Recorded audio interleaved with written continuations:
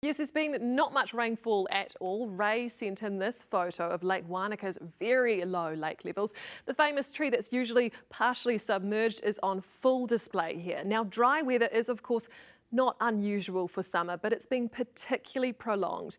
I spoke to Chris Brandolino, NIWA's principal scientist, who said many places from Hamilton to New Plymouth had their driest summer on record. He used all the incredible data NIWA has to explain just what's going on, starting with the drought index.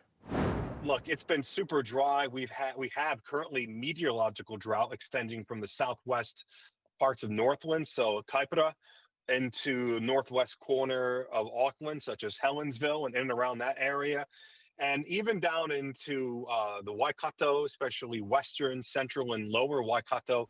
We're seeing extremely dry conditions, and even though we may not see that red, which is the drought, meteorological drought, I've been talking with farmers and MPI.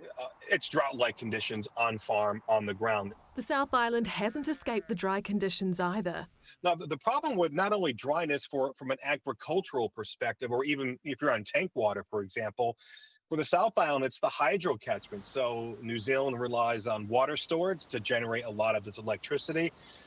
There has been a lot of rain recently, and that's reflective with the New Zealand Drought Index. And soil moisture, or lack thereof, is unsurprisingly low. Think of the soil like a sponge, and where you see any red here, this is where the soil is unusually dry for the time of year. As I said, we expect soils to dry out during summer and even into autumn. So we're comparing what is the actual level of moisture to what is normal. Look at the North Island.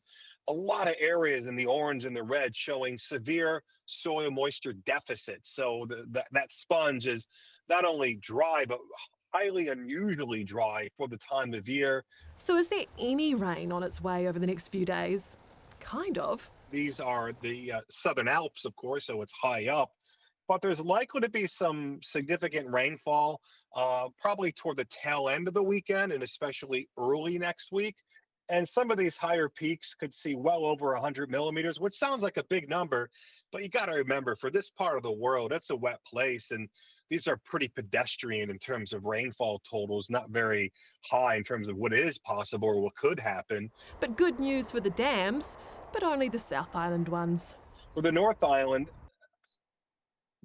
a lot of goose eggs. There are a lot of areas in the North Island that may see no rain over the next 5 days.